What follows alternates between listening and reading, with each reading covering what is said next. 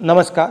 आज मैं एक बहुत ज़रूरी मुद्दे पे आपसे बात करना चाहता हूँ। ये हर देशवासी के लिए ज़रूरी है, मगर पिछड़ा वर्ग, दलित, आदिवासी महिलाओं के लिए ये सबसे ज़रूरी मुद्दा है।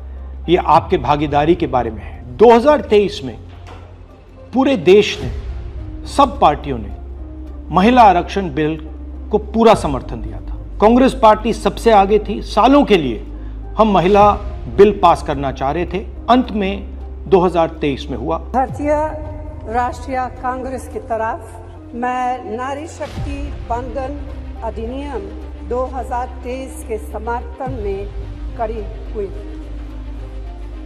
भारतीय राष्ट्रीय कांग्रेस की मांग कि यह बिल फौरन अमल में लाया जाए। 2018 में मैंने प्रधानमंत्री को यह चिट्ठी लिखी। इसमें साफ लिखा है कि महिला आरक्षण को जल्दी से जल्दी इंप्लीमेंट किया जाए।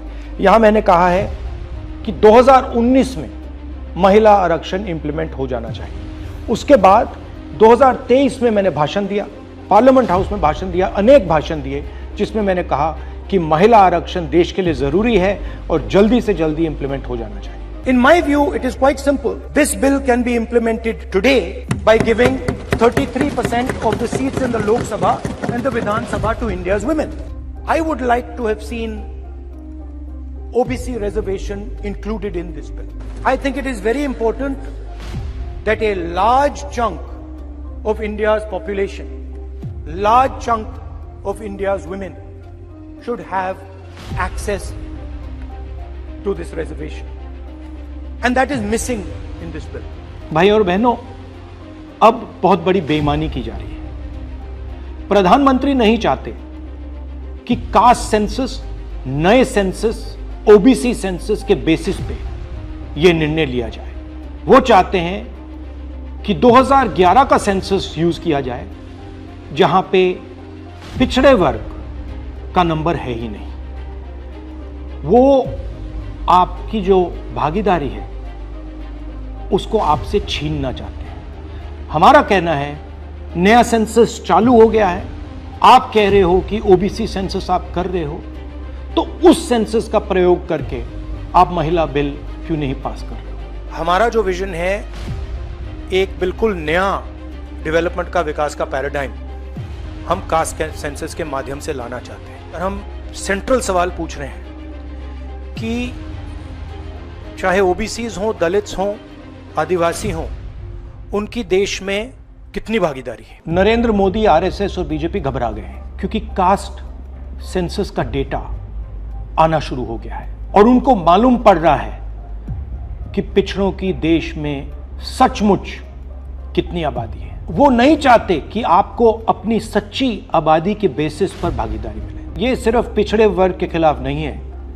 ये एंटी नेशनल एक्टिविटी की जा रही है, क्योंकि पिछड़ा वर्ग 50% है, उसको भागीदारी मिलनी चाहिए और प्रधानमंत्री आपकी भागीदारी आपसे छीन रहे हैं और आपको झूठ बोलने की कोशिश कर रहे हैं। इनका जो प्रपोजल है, इसमें एक और बहुत खतरनाक चीज हो रही है। The government has unveiled a sweeping delimitation bill 2026 proposing a massive expansion of India's parliamentary representation. The strength of the Lok Sabha is set to jump from 545 to a staggering 850 seats. सच्चाई ये है कि अगर जो मोदी जी चाहते हैं हो जाए, तो जो छोटे स्टेट्स हैं, साउथ के स्टेट्स हैं और नॉर्थ ईस्ट के स्टेट्स हैं, उनका रिप्रेजेंटेशन कम हो जाए, उनको भयंकर नुकसान होने वाला है और मैं इसको एंटी नेशनल एक्टिविटी मानता हूं। हमारा जो स्टैंड है वो बिल्कुल क्लियर है। अगर आपको करना है तो ओबीसी सेंसस का जो डेटा है उसके बेसिस पे कीजिए, 2026 के सेंसस के बेसिस पे कीजिए, 2011 के सेंसस के बेसिस पे मत कीजिए, क्योंकि उसमें ओबीसी का, पिछड़े वर्ग का कोई डेटा नहीं है।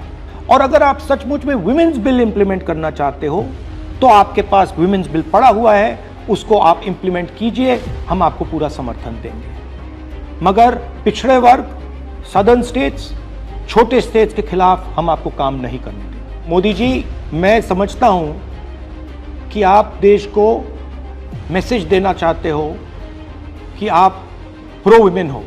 मैं जानता हूं कि आप एप्स्टीन फाइल से घबराए हुए हो।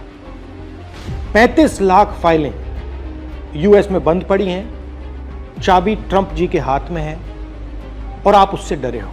मगर यह तरीका नहीं। आप चाहते हो कि आपके मुताबिक सीटें बढ़ें, आपके मुताबिक डिलिमिटेशन हो और पिछड़े वर्ग को कुछ ना मिले। हम ये नहीं होने देंगे। पुराना डेटा नहीं चलेगा। 2026 कास्ट सेंसस का डेटा ही चलेगा। हम आपको पिछड़े वर्ग से चोरी नहीं करने देंगे। हिस्सा चोरी बंद करो। पिछड़ा वर्ग, दलित, आदिवासियों को उनका हक दो।